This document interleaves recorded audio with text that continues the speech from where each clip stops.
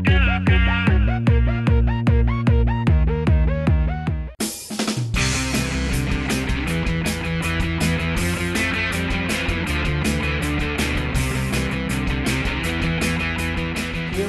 mama and papa ko, si papa, nag-work siya sa office sa Makati.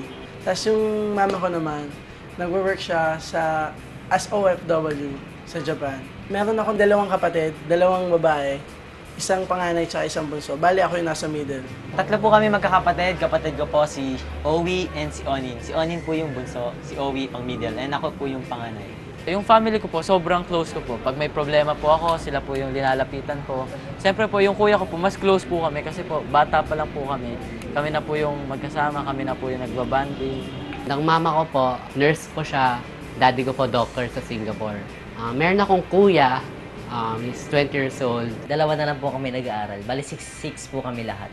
Bunso po ako. Yung iba po may asawa na gano'n. May anak na. Sa family ko po, ako po yung pinakapanganay sa mga kapatid ko. Yung mom ko po dati nasa ibang bansa, so iniwan niya po ako sa lola ko.